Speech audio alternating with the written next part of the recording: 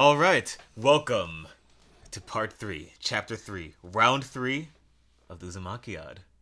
A manual retread of Naruto and everything that made it a success in some ways and other opinions that become obvious the longer that this sentence goes on. I was having group text problems just now. That can wait for the next hour and a half or so. What's it like being popular? I am not popular. You're not popular? Are you sure that you aren't actually popular and just filled with a strangely out-of-character wave of brooding shadow? Those two concepts are not mutually exclusive. I don't think. That's fair. And that is my segue into Sasuke in these chapters. Darkness! Imprisoning him, all that he sees, absolute horror. Cool, I get that. It is so weird that it feels like there's no transition because this is... I'm repeating myself. Oh, this is chapters 140 through 210, by the way. Yeah, 140 through 210. That's another 70 chapters of fucking Naruto that the 3 literature programs represented on this podcast are dedicating themselves to discussing. It's a living.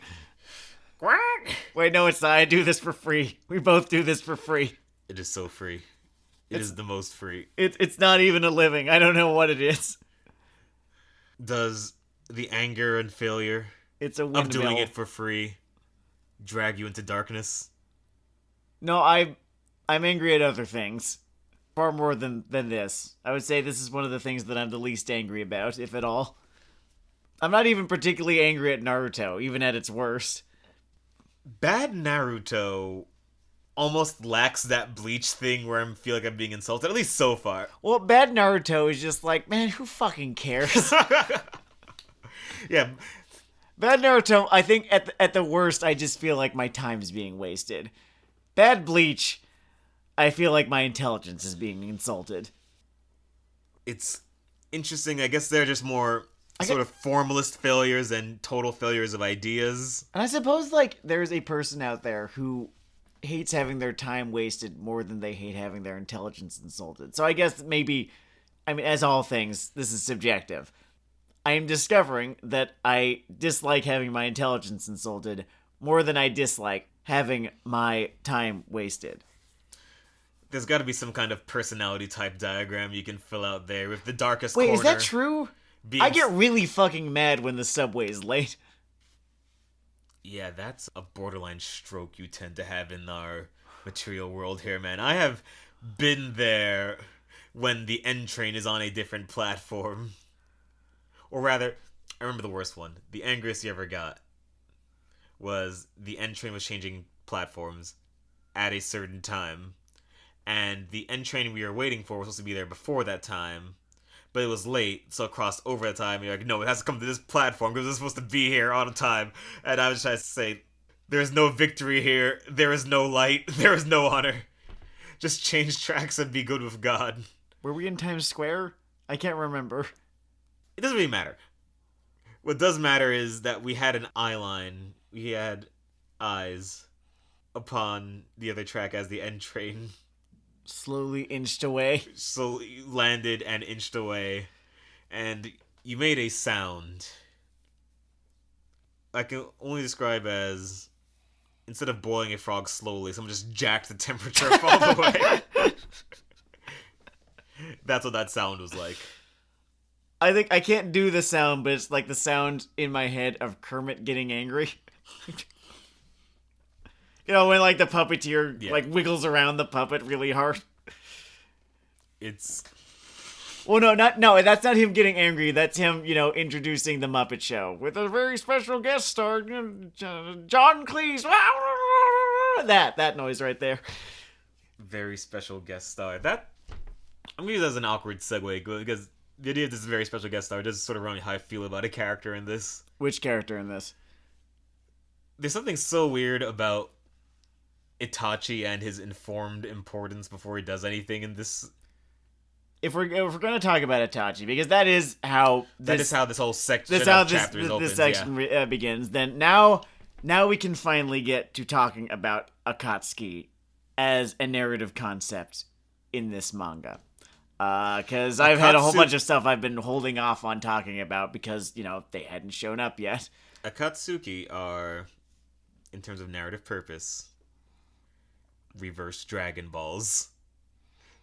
There are 13 I don't care what fucking number. I think there's 8. There's I feel like there's 8 of them. There's 8 villains in this organization, and you have to beat them all up for the story to end.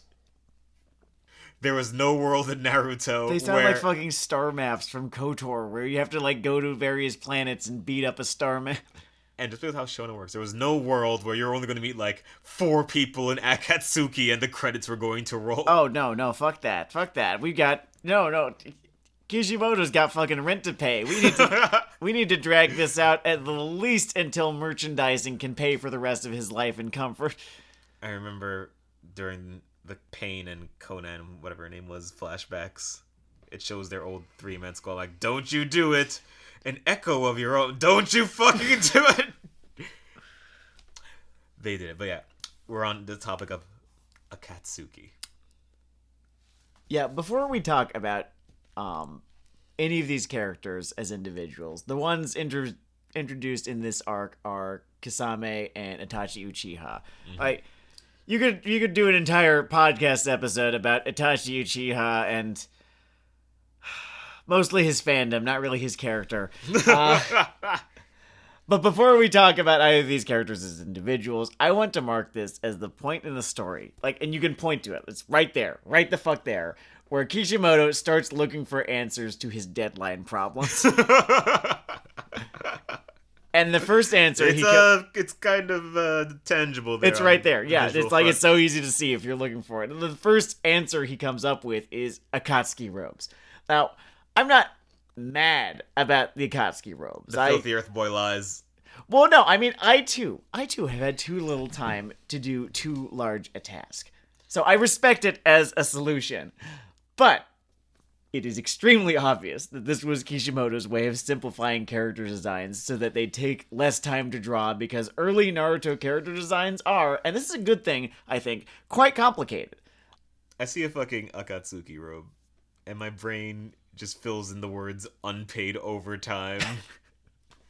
And you can almost just imagine just the general cycle. It's like that point you had in the last episode on how some of the problems with this aren't fun when you get at the root, because it is partially just Shonen Jump turning the screws on humans. Yeah. But go on. This is another one. I mean, the character designs were complicated. Everyone's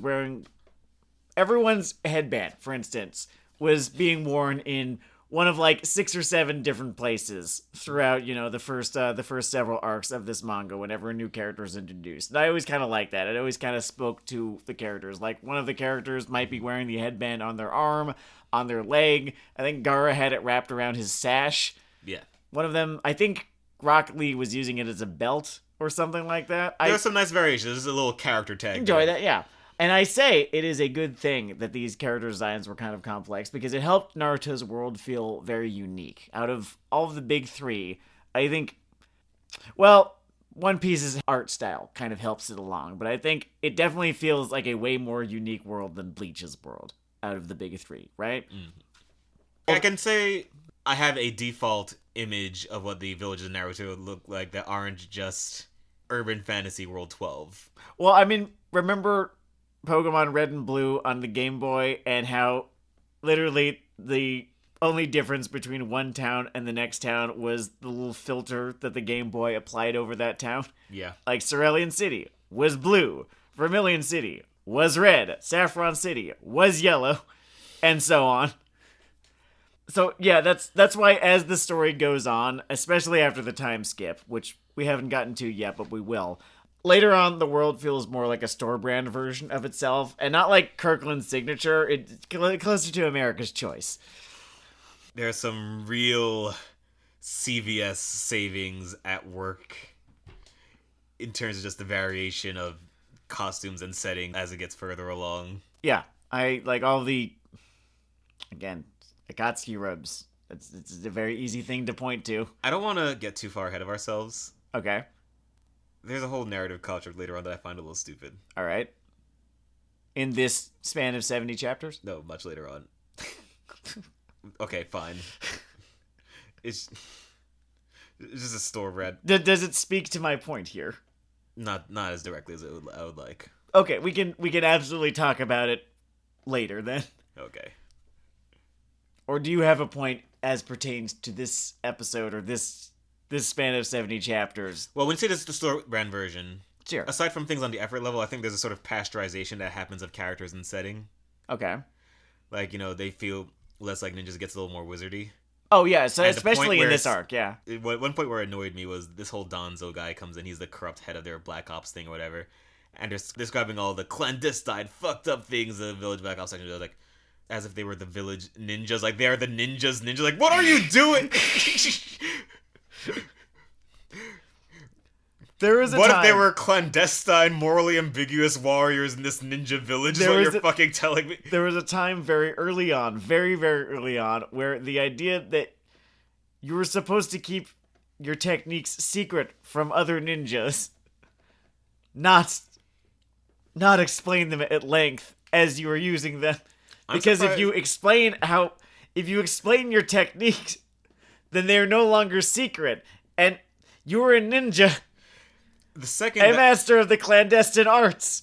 Or so I have to imagine. the second that blogs hit this schizotech setting, people are going to start their own Wikia sub-sites just explaining their techniques at length. You know, I hope they do. I really hope they do. So that it can be kind of like Minecraft, how you have to go to the wiki to know all of this shit instead of having to fucking deal with all of this explanation, just in scene. By the way, not to skip over our fight chronology, because you're on the whole Akatsuki thing. Yeah.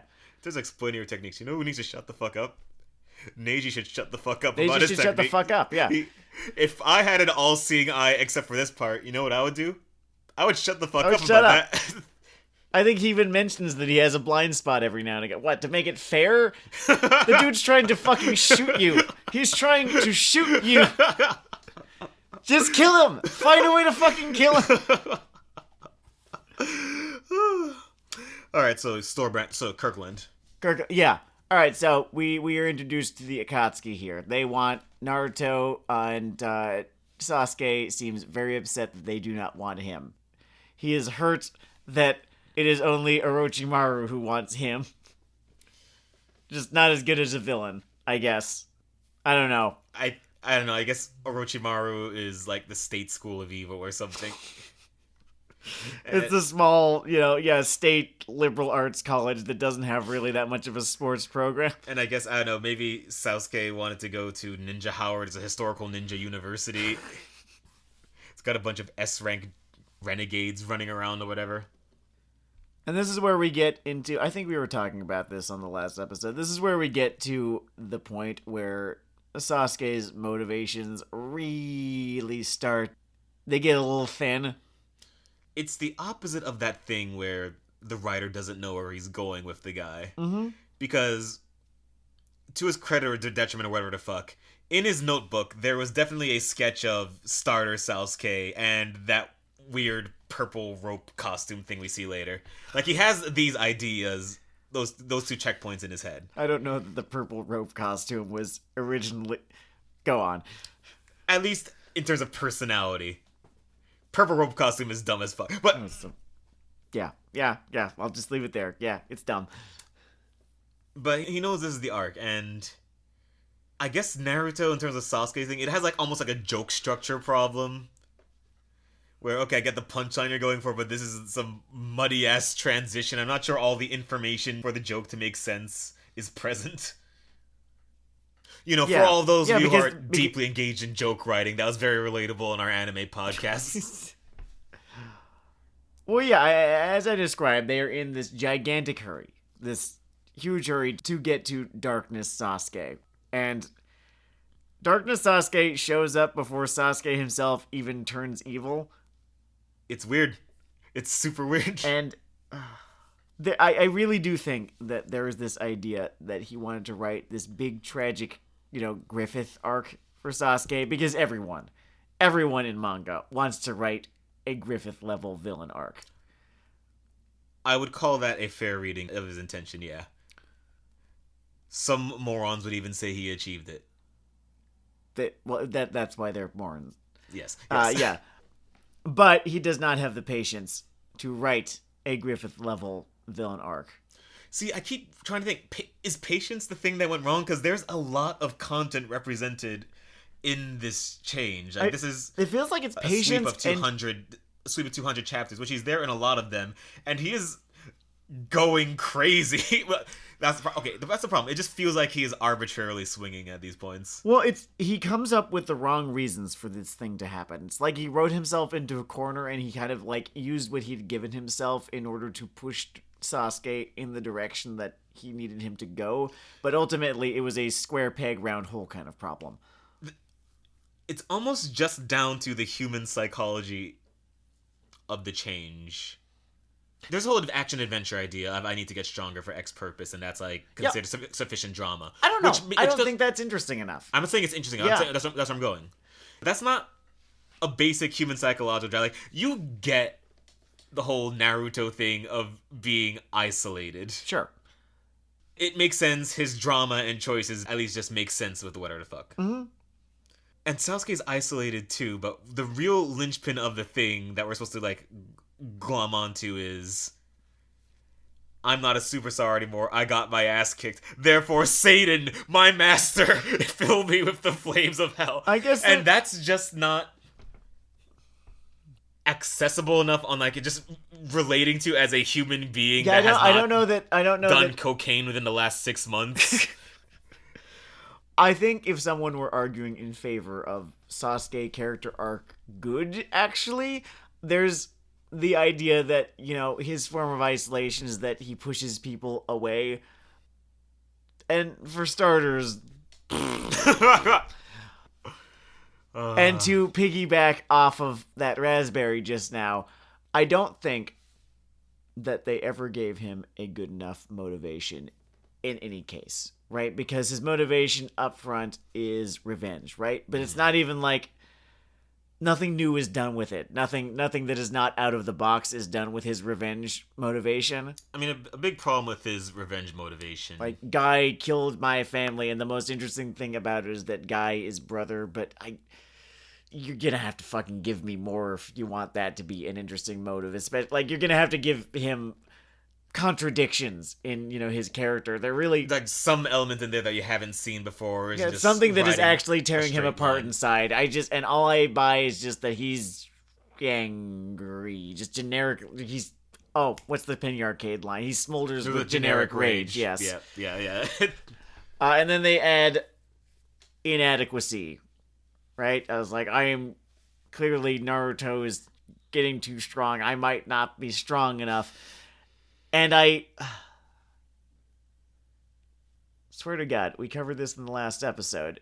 It doesn't square with where he has already been coming from.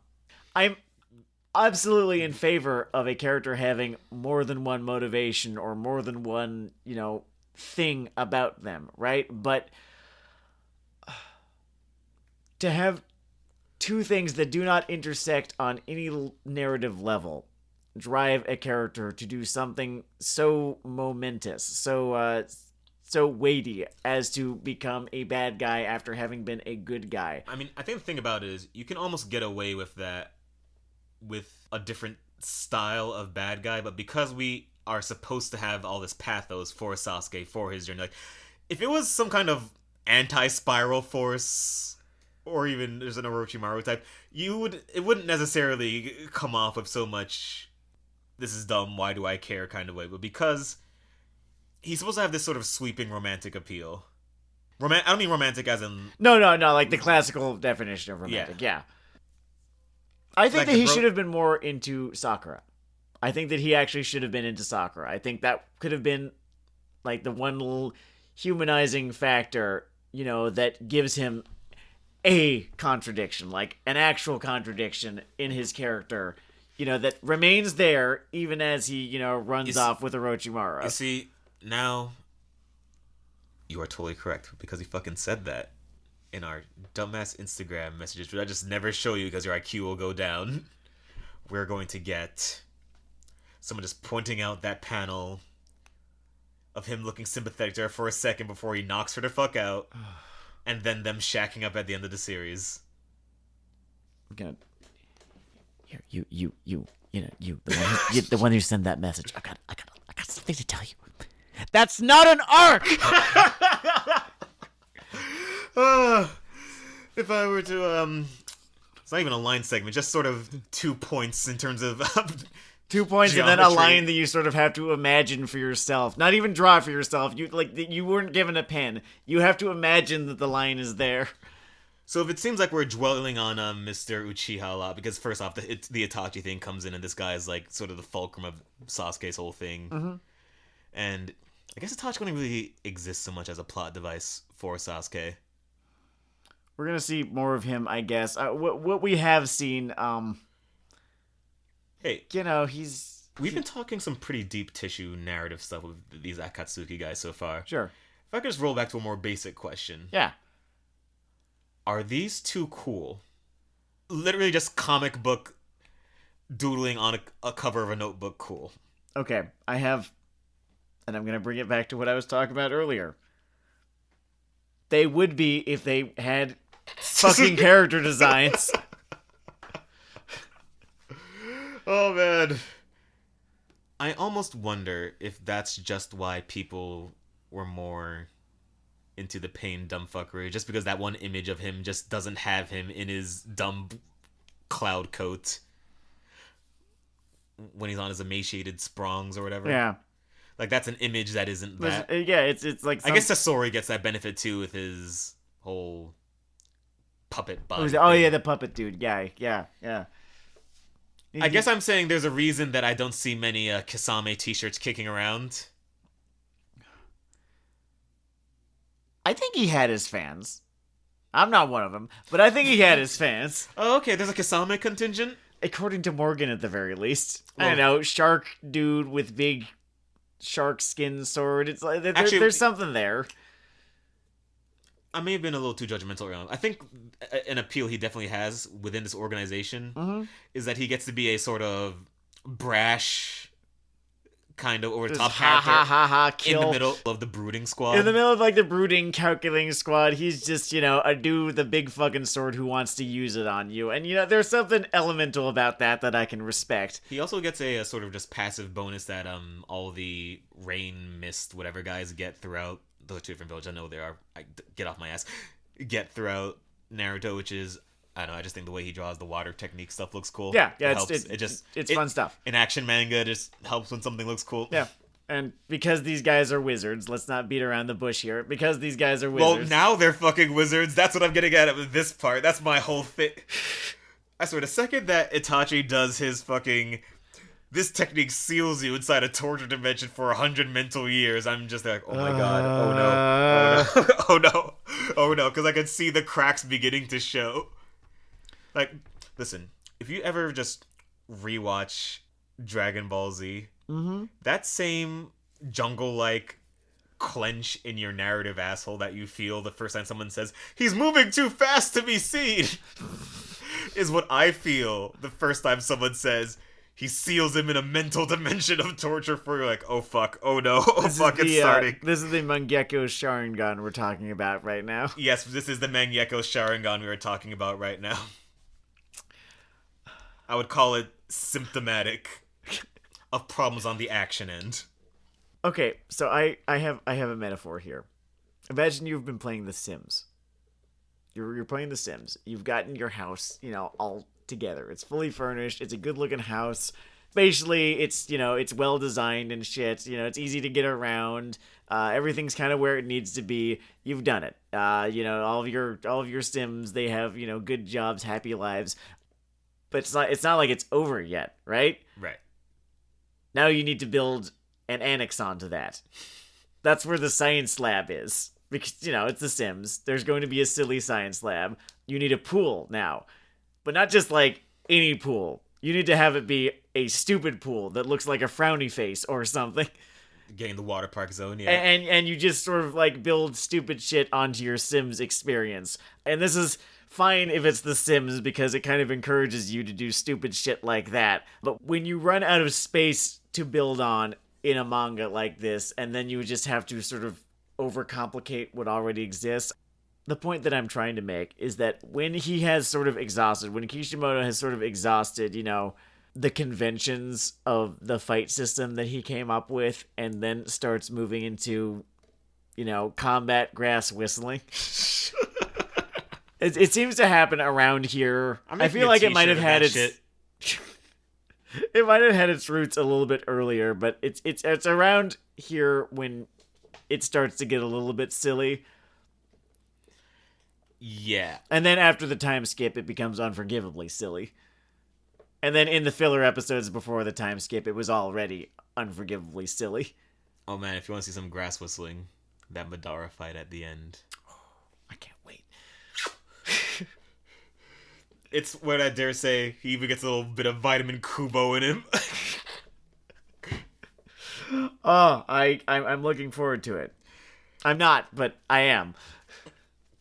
I'm not, but I am. So, within this Akatsuki introduction, just because I'm basically keeping score of this at this point, I just want it noted that only female Jonin Kurenai gets a little bit more of her abilities laid out, and then she sucks. And then because I don't know what it fucking is, man. It's on his contract. Does it just have to happen? I feel like it's on his contract. You can just do the Baki thing and just say there aren't going to be that many girls. People let that shit slide. Yeah, I think if you try and fail, it's worse than not having tried. It could just be a show full of dudes. It's okay. Everyone loves JoJo Part 3. And you could have your dude show. Like, you could do that. Maybe you, like... Maybe there'll be a contingent of potential readers you could have had that you're not going to have now, but like it's fine. No work is going to be read by everyone, is what I'm saying. You're always going to have people who are not into it. It's okay. It just points these giant arrows at its blind spots. Luckily, we get our female character furthest up the card in this arc. Should we head into that? Or do you want to talk about the little training bits? Well, I guess that's folded in. Well, like, at the same time. I want to talk about a thing that happens that I can use as a little microcosm. I want to talk about one of my favorite little aspects to Naruto's character and character design, which is the froggy purse.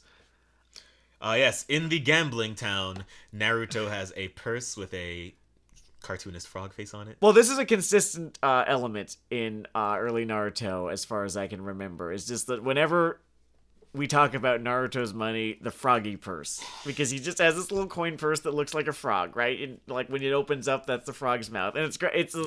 It's so fucking good. It's one of my favorite little details of this series. It speaks to all the sort of fun kitty qualities that kind of temper how obnoxious Naruto is as a person early on in the story. And so having now gotten past the time skip, I do sort of miss those qualities. It's sort of explained away as like, well, he's grown up. He's grown smooth and sanded down is what I mean. And the froggy purse is a nice little visual metaphor for all of those kind of endearingly bratty qualities that he has early on. It's a shame to lose that kind of stuff, because I feel like this manga was partially distinguished by that kind of characterization. Yeah, by the way that Naruto was characterized. I mean, there's... Like, if you look at its two rivals. Like, Monkey D. Luffy is basically a Goku update. Yeah. And Ichigo is a whole other amusing story. But there's sort of an idiosyncratic charm to this kid. Yeah. I think that is probably why it was as successful as it was early on. That's kind of what, like, got it in there. And then once it was in there, it just kind of kept hanging on, even as Naruto became less interesting. But it is a shame because, like, we had, the froggy purse. You're not funny at all. I don't like that. The character design where his eyes are closed a lot of the time. Yeah. The goggles that only lasted 2 chapters. Oh man, the goggles of pain. The deadline killing goggles. All of those, gradually just fade away. It's slow enough that you don't notice it, but definitively enough that when you look at Naruto way, way down the line and you look at him earlier on, it's quite noticeable. So we're on the characterization bones. I guess we should talk about the, third spate of shonen training in this here manga. at least as far as the main character is concerned. Oh, the Rasengan thing? Yeah, the whole Rasengan sequence. Well, yeah, I didn't actually have as many thoughts about that as I kind of wish I had. My only thoughts were I thought it was a good outline. I think it's a little dragged out slightly to have the 3 phases, but I guess he wants it to feel earned, but it is a lot of space in the thing for what it is. Maybe I'm not being fair because his go-to finisher, but I almost don't even like there being a go-to finisher thing for a ninja comic, but whatever, that's a whole other bag of... You mean wizard comic? Yes, wizard comic, Because it is when he brings out the Rasengan in combat, right? For the first time, it is that fight where this truly does become wizard comic. As we march towards that fight, in that discussion, they're on the hunt for one of the 3 legendary ninjas. Lots of build-up, lots of commentary about how great she is. A lot of talk about she's going to be the next Hokage. They do make her the next Hokage. That does happen. What do you think? I will never make it in court because I ask the worst leading questions. What do you think of Tsunade, Seth? She came pre-buried. It was incredible. I guess there is some talk about how impressive she is before we're introduced to her, but once we are, she comes across as this burnout who gambles away all her money like a dude who just discovered DraftKings and never learned not to bet on your own team. And this would be funny. It'd be really funny. If not for the realities of gender politics in media and in Naruto specifically. If Tsunade were the main character of her own manga, and this was about this shitty ninja and her bleared assistant having Golden Boy-esque adventures, that'd be great, and I would read it. But this is a shonen battle manga, and you've just introduced the 3rd member of this trio of legendary ninja, the only woman among them, and you've taken every step necessary to ensure I know how shitty she is. One of them is this roaming cowboy ninja savior. One of them is Satan. And then there's Tsunade, who has been drinking and jerking off for the past 25 years, as far as I can tell. She is afraid of blood, and Orochimaru is able to very easily make her cry. In the midst of that climactic showdown, I know your messages, but she gets over her shitty phobia. But I have my message to Sam here. As I was reading this, I captioned the panel of her seeing him bleed and being frozen in fear and unable to help her friends as they are beaten to death by snakes. And I just have the word buried attached to it. I guess what I'm Do we getting get at it buried every 7 chapters or not 7, 70 chapters or within every 70 chapter span? Like, was there a first one? Or, like, was there one within the first? Because the second one obviously had Tenten's buried moment impaled upon the fan. I would say that it's more character-oriented than drama. Sure. But Sasuke basically breaks Sakura's, like, character relatability spine with the, when your parents died, fucking sucks, go fuck yourself. And I'm like, are you bringing her back? Oh my god. She's fucking done. That's it. If you want a lesson for life, not even necessarily creative writing, lesson for life, first impressions matter. But yeah. First impressions matter a little bit. Tsunade has this whole medical ninja gimmick. I'm sort of 2 minds about it. Uh-huh. I guess I'm kind of into the idea that someone would just try to work on medicinal applications of this whole chakra system or whatever. Cool, but they never take the steps necessary to make that cool. Some of Kabuto's stuff almost works. Okay, The scalpel thing is like an idea. Let me correct that. Let me amend that. They never take any steps to make it cool when it's a woman doing it. What is with this guy? I don't understand. Okay, so Tsunade's application of it is a sort of... Is it truly generic... unintentional? Like, was this all just stuff that he didn't know, like unconscious bias when he was writing this? Because it does feel intentional at times. I have to bend it towards unconscious because he has like stuff invested in Tsunade being cool. Yeah. Tsunade feels like she was supposed to be the redemption of how women were up until this point, as if an editor gave him a note saying, hey, turn it up a little on this front. And he thought, alright, I'm gonna make a cool guy, sort of akin to Jiraiya. They're going to have, this one worldly flaw. They love gambling. It could work. It could work. It could have worked. The problem is not in the wacky flaw in my book, but the way that the deeper tissue kind of flaw I try to build in just overshadows everything cool that she's supposed to be able to do. Yeah, I think if they hadn't done the whole fear of blood cries at the drop of a hat thing, that the gambling thing would have worked. Yeah. Because all that you really needed for the story you were telling was for her to just decide that she feels detached from all this ninja political stuff. Yeah. The trauma is implicit in the reason she's detached is she had these two people die. Mm-hmm. Her being afraid of blood in the crisis situation makes your quest to make her your new president weird.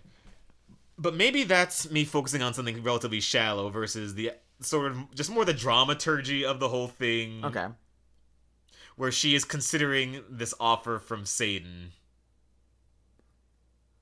I can't remember if it's ever revealed if she even considered this offer to begin with. So the beats of it, we need to be fully fair here. Mm-hmm. She's considering it early on.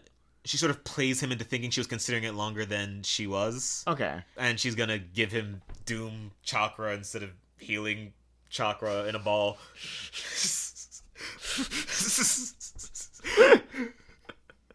Oh god, this show sometimes. But the fact that he never even just lies, like one Mighty Ninja just says, oh yeah, I'm gonna murder so many people when you heal me. You would think, yeah, you heal me, I'll make it worth your while. What are you gonna do if I heal you? Oh, be healed. I just kind of like my arms, I wish I had them back. Maybe I'll take up knitting once you heal me. Wouldn't that be nice if I could heal? Just me, Orochimaru, knitting. I suppose, the counter-argument to that is he probably knew she was going to know he was lying, so he didn't bother.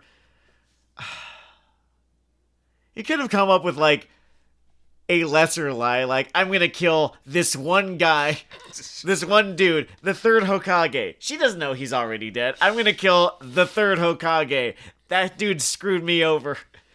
And maybe she doesn't, detached as she is, I feel like she could have been forgiven for not giving a shit about the third Hokage and have her character not be seen as irredeemable ever after, Maybe it's only weird because this entire plot turns around her worthiness of being the next Abraham Lincoln. She's I going never to got be why on Mount Rushmore for ninjas. Maybe I'm just asking for more of an elementally protagonisty kind of figure, which it sounds shallow, but it's a position this character sort of needs to fill in this role, in this genre. Shallower note. So what do you think of the whole super strength thing? Me.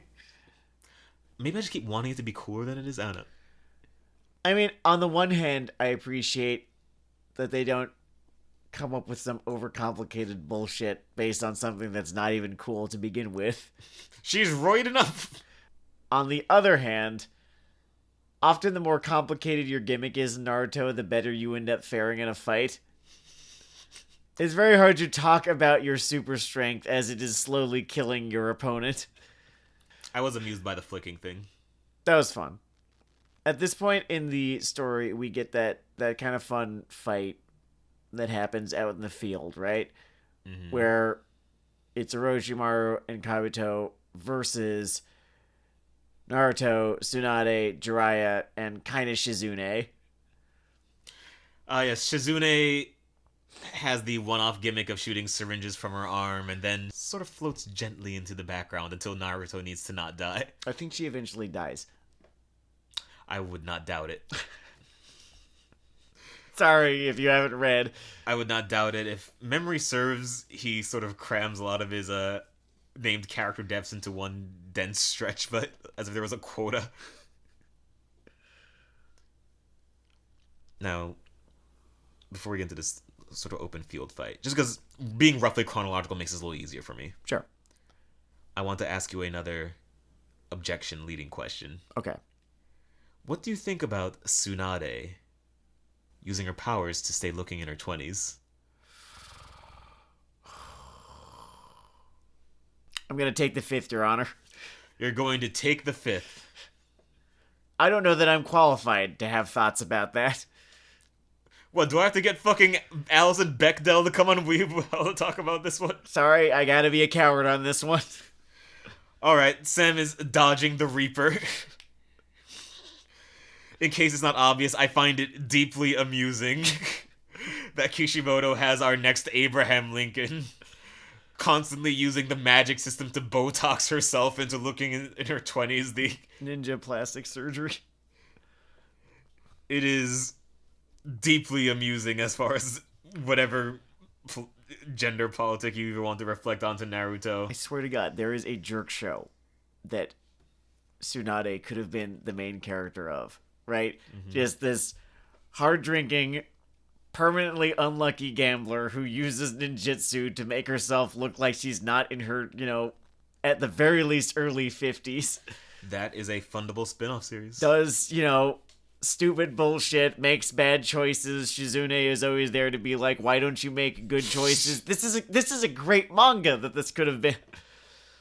But she has to exist in the context of cool guys doing ninja shit. Hey, she could summon a pretty big slug, though. She can summon the slug. And it is a pretty big one. I recall, I believe it was the English dub. Mm-hmm. The slug having a very unintentionally amusing voice. Oh yeah, it sounded like just a young woman or something, right? Yeah, it just got this high pitch. What are you doing? Yeah, I kind of remember that slug. And its mouth, kind of didn't move much because slugs don't really have mouths. So you're not really sure where the voice is coming from. I mean, obviously, you know where the voice is coming from, but it doesn't really sound like it is in fact coming from there. A minor thing is against this field voice thing, by the way. Mm-hmm. As far as character tags go, I did like that old Naruto boy there had to do the whole workaround of doing the advanced Super Doom technique with a shadow clone. Yeah, that was fun. That was... integrates a previously known aspect of his character into this new one. I appreciated it. So we have a fight when it comes to the whole Sanin in the field thing. Yeah. Very similar to what we were saying about the Orochimaru Kage duel and our sort of comparison point with the whole all might all for one thing. Yeah. In that it's a fight that's just this is the upper echelon of power and wrath in this series that these characters will achieve at some point in erstwhile Shippuden, for better or worse. This one fares a little worse for me than the Kage bit during the whole Sand War. Mm-hmm. At first I was thinking, is it less character driven? I actually don't think that's it because he's relatively invested in this whole Sanin fucking dynamic. He is. Orochimaru really, really wants his arms back, guys. So I think it's more for me that this is when the action starts getting more floaty and, as you said, wizard-like. They're just sort of wizards in this fight. Although there is a moment in a fight that I've forgotten most of the details of, a couple weeks after I read it. Mm-hmm. Full disclosure, it's been a couple weeks since I read this span of chapters. Sam did his homework ahead of time. It does have at least one moment that I thought was kind of real fucking cool. Mm-hmm.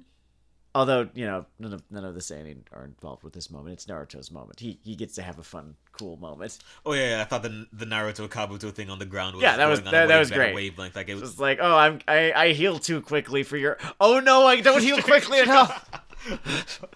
Great, perfect. Honestly, a great little moment. Opposite of a kick out, just they were teasing, having him absolutely just no sell this cool new trick that Naruto learned and remove all weight for it. Like, it's great. It actually teases you into thinking that this is going to be bad writing, and then it's not. Kishimoto, it's a great moment. They basically have old Kabuto starting a nothing personnel kid, and halfway through the word kid, just blood spurting out of his own. Like, Oh no! It's personnel. It hurts so bad. It's so personnel, kid. Man. I'm surprised that Naruto's not spamming more frogs in Shippuden. This Gamma guy is pretty fucking useful, and I like the frog. He's just he's a big frog. I mean, I guess the little frogs are around there for the Sage mode shit, which is just when this thing got a Super Saiyan mode. All I've heard about Sage mode is that it's called Sage mode and that it was a big deal. I don't know anything about it beyond that. We'll leave it alone. All right. I guess frogs are involved. I'm just gonna throw this quick point into my notes since we're talking about the Kabuto fight. Mm-hmm. Evidently, a lot of people don't like him. I don't know if his character changes. I actually kind of like the personality on Kabuto, and he seems to sort of be someone who's not trying to look cool, which is sort of different from this set for this setting. I suppose. I think he's the office manager of darkness. I remember I had a "why won't you fucking die" kind of feelings towards him while I was watching this show when I was a teenager. He didn't feel like he was a strong enough contender can actually stop Naruto in his tracks to be alive for this long. He sort of, like, his presence kind of made all the good guys feel a little bit like chumps. To use a wrestling metaphor, because we always use wrestling metaphors, it is as though someone really high on the card, like a CM Punk or whatever, got, like, totally fucking owned by, I don't know, an Aiden English type villain. Alright, I think that's a fair reaction. I think if I were to defend it thus far, I could totally see this getting worse if it keeps happening, because this is post-Gaara fight, so he's kind of should be a made man in some sense. That's the thing, because he's fought the Nightmare Monster. He's fought the Nightmare Monster. When you come at me with this dude who can scalpel, right? It feels a little bit like we've stepped backwards. It's almost getting at that weird problem where Naruto's almost kind of dumb instead of just unrefined later on. Yeah, the shonen escalation problem hits this series pretty goddamn hard, I would say. Like a Mack truck. But our next arc gives us sort of our last slew of fights before that becomes terminal. Well, not maybe last, but it gives us a slew of fights before it becomes terminal. Yes. Some pretty decent ones even, although we don't quite get to them, or at least not all of them. Well, we get to some of them before we reach the end of our 70 that we're coming. The ones that are left are there's a whole Sakon Yukon thing. The guy who's two guys. The two guys, cool, yeah. There is the whole Kimimaru bit. And the flute girl thing, I don't know there's much left to it because she's just gonna get hit with a fan. But we have not seen the smacking yet. No, we have not yet seen the smacking. So, after the Tsunade search arc, right, comes the Sasuke retrieval arc. They get their new president. They bring her back. There's some gags about her not liking paperwork that are functional. Yeah, that is a joke. You can file it under jokes. But then we've got to get back to business. And business is Sasuke. Alright, so I want to zoom through. Let's quick recap. Okay, so Naruto Sasuke, duel on the roof of the hospital because Sasuke is like reached peak pissiness. Yeah. They are pulled apart by Kakashi, right? And they both basically get thrown into two different water towers. It looks like one water tower has been fucked up by Sasuke's Chidori more than the other water tower has been fucked up by the Rasengan. But then there's this, honestly, I have found it to be kind of iconical shot. I thought that was cool. Yeah, where we see the back of the water tower that got fucked up by the Rasengan. It is way more fucked up than Sasuke's water tower. In both a little shout out to that shot, and it's a nice little it's a nice drawing. It's Yeah, a cool, I like it's a I like cool that moment. little sequence right there. Yeah. That does feed a little bit into your Kabuto thing of I see that water tower, I think, why isn't he fucking dead? Why isn't he fucking dead? But His power is his scalpels. he's We're not even like he's we're a not mean even doctor. fucking getting to the whole thing where Tsunade mixes up all of his nerve signals and he can just like figure out how to shrug that off. He's a smart guy. Fuck that. That was bullshit. I think the problem with that, there's a really weird thing in this comic of characters that are supposed to specifically be intelligent. Because most heroes already just come off as intelligent in Naruto. Because already, Are we talking about intelligence equals magic? yes, Yeah. Kabuto figuring Smart out wizards. how to deal with his reverse nerve endings as if he was just holding a controller upside down. Sort of creeps into that Sherlock copy pasta zone. Yes. For those of you unfamiliar with this little construct, it's a favorite of yours. Do you want to just throw it out, or No, I'll let you. there's just an iconic description of why someone disliked Sherlock on the sort of pre-Nazified 4chan board. Mm-hmm. And he compares the scene from No Country for Old Men where he's like methodically opening the hotel and shooting through the wall, what have you, to as a scene where, you know, a smart person writing a smart person. Whereas in Sherlock, which is a smart person written by a dumb person, smart people are indistinguishable from wizards. And it's Sherlock walking into a room and computing angles of how he'll throw this pen and ricochet it through someone's pressure points to make them vomit blood into the eyes of his comrade. Kabuto refiguring out his reverse nerve endings feels a little like that. It was wizardry. And it's Not the great kind. And it's weird because, to Kishimoto's credit, even someone like Kiba comes off as smart when he's like, okay, I'm fucked. What are my X, Y, and Z options? Well, I guess I could stab myself. He'd probably die too. So maybe it's just the extra pressure of trying to make someone a schmott guy in this setting. I don't know what it is. Yeah, when you're going to write your fights as, you know, puzzles, you need to make sure, you know, that you don't outsmart yourself. In theory, I think dumb people just die in Naruto. You just don't write yourself into a corner, because that was what happened. He came up with some cool medical themed shit that she could do and realized, fuck, I don't know actually how he would fucking get around this. I guess he just does. Damn, I think I'm only moving at 80% efficiency. The fuck you up! Every time you, dear listener, hear me do a raspberry on this show, it's being accompanied by a jerking off motion. If you're telling me that the same muscle signal that someone needs to say depress the right half of their foot, but sort of more on the right side than the left side, like they're sort of turning a corner, has been replaced by like that little muscle you used to flounce your penis while erect, and you're still moving around. My ass. I didn't know that everyone could. I thought only I could do that. I don't know, I haven't taken a survey. Okay, well, if I can do that, you can do that. It stands to reason that, you know, at least a portion of the population can do that. Maybe he's on that portion. Maybe he can't move his right leg because he can't do that. It's dumb. I feel like we might be spending a little bit too much time on this. Okay, yeah, Sasuke retrieval. Sasuke retrieval. Yes, correct.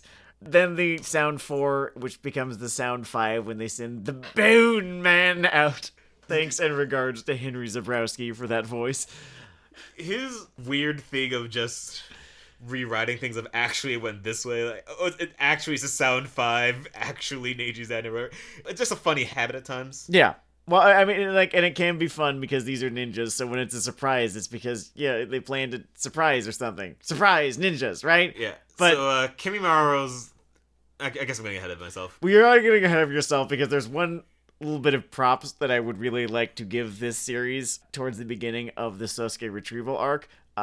You know, the Sound 4 show up, you know, have a teleports behind you fight with Sasuke. Once it's been established that they are cool and good fighters, and also Sasuke has been properly protected on the card, so to speak. Very, peak NXT. You know, they kind of haul him away. and Naruto is tasked with putting together a team in order to get him back. And I have to tell you, that chapter where he puts the team together, where he recruits Shikamaru and Kiba and Choji and Neji, and then they get this fun splash panel with the 5 of them lined up. Straight fun. As the kids say these days, that goes hard. That chapter just has that old heroic spirit that you sort of just come to lighter action adventure stories looking for. I have to tell you that this is a little bit of a pet trope of mine, because I remember when Game of Thrones was approaching its fucking stupidest and they put together the whole we need to go kidnap a white thing, and I was so fucking on board for that episode because, you know, they found all the biggest badasses from this show. Oh, you must love the ocean films. Oh yeah, they're some of my favorite fucking crime they're not crime dramas, they're heist comedies. Yes, I love the Ocean Trilogy. All 3 of them are so much fucking fun. All the tactical chatter, I don't even know how much it amounts to, but it's a fun thing for Shikamaru just to be talking about their formation and the like. Mm-hmm. And then there are these... It's a good way to burn a chapter. Yeah. Then there are these one-on-ones. I am not a guiltless critic in that I will kind of just hand-wave away some things that I like. Mm-hmm. And I kind of have always just had an appreciation for a decent battle royale with cheese. Oh yeah, the matchups thing. Yeah, that's fun. Yeah, it's why I always love that one. Like that old Adventures Earth's Mightiest Heroes show. I just love the Asgard when they just got shuffled around to fight the Masters of Evil. That was fun. Yes, I like that. I like they all just ended up in various different places. I think like Hawkeye is given a bow and is asked if he can shoot, and he's like, "I do okay." That was fun. There is Hulk and the sort of Asgardian Bruiser just staring at each other. Then the punching starts. Oh, Scourge, right? Scourge. Yeah. They did very wildly divergent from the canon things with him in Thor Ragnarok. And how? As far as just playing within Naruto's rules, its pool, its way of doing things, I enjoy these fights as far as it goes. Maybe... I mean, obviously, the whole wizard thing isn't fully set in. I'll say the fights have a similar appeal to all the Chunin stuff, but maybe I'm a little more plugged in because the stakes aren't the sort of anime exam material kind of thing. Sure. And I think that there are fights in this arc that are better than others. Alright, so what are some of your favorites or otherwise there? Okay. I am not as into the Kimimaro fight as I am into the other fights. Because it does kind of end in bullshit. Says, oops, he died. It's this point I keep coming back to. The shit that's not important in Naruto keeps coming off better.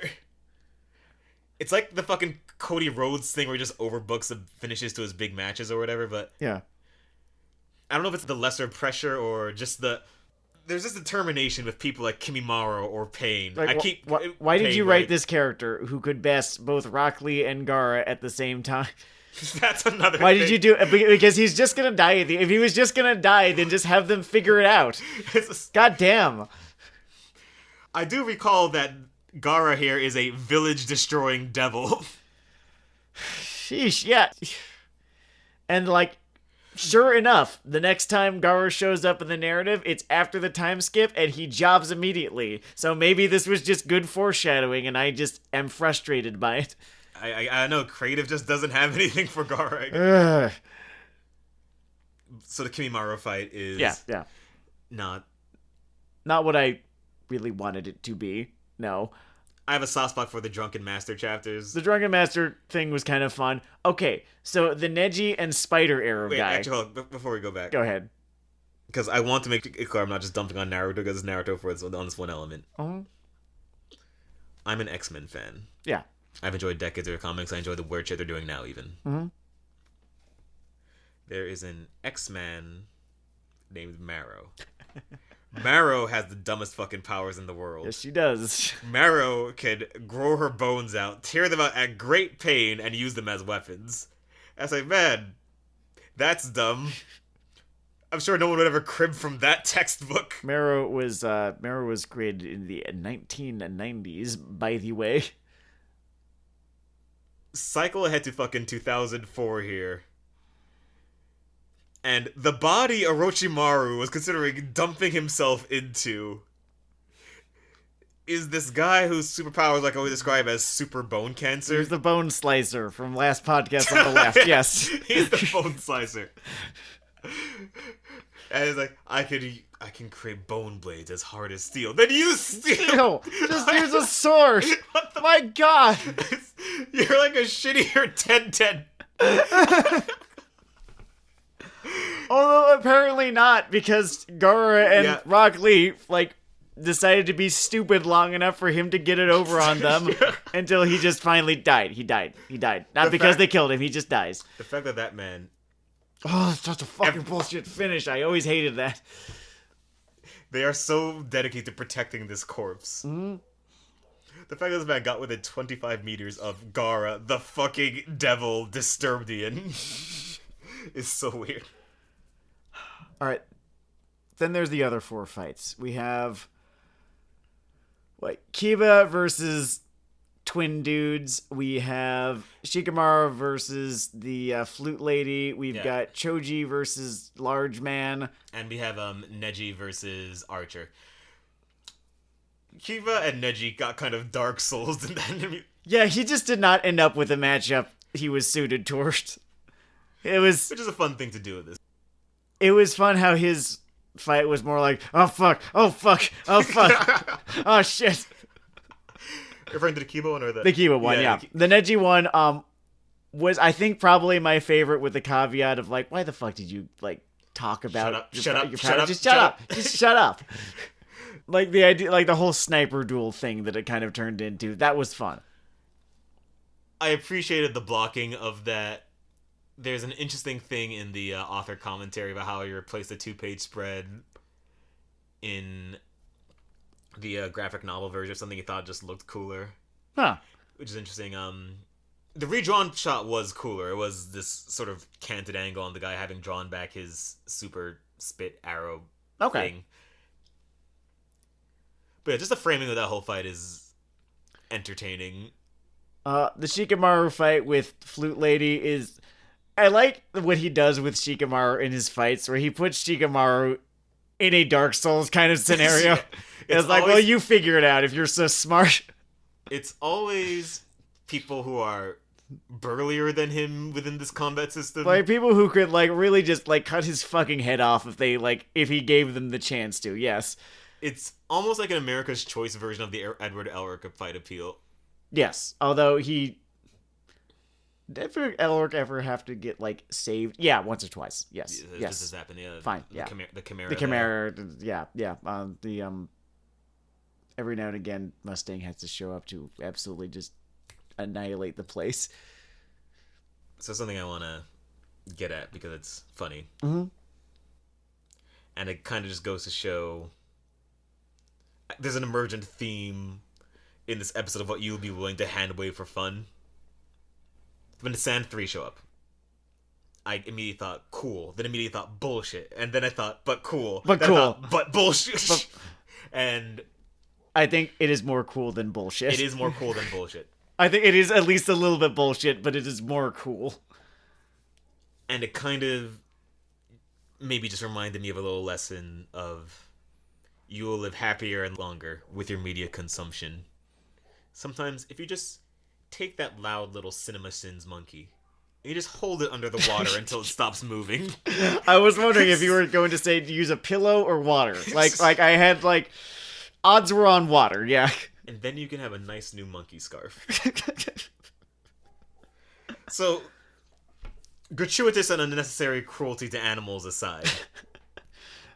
I'm wondering if, you can enjoy some of these things just for what they are. I'm wondering if you should just, lock the monkey away in a little monkey attic, because every now and again, something is more bullshit than it is cool, and at that point, it is time to open up the monkey attic and let the monkey just start screaming and jump on his face and throw shit everywhere. If Sekiro taught me anything, there's always another monkey.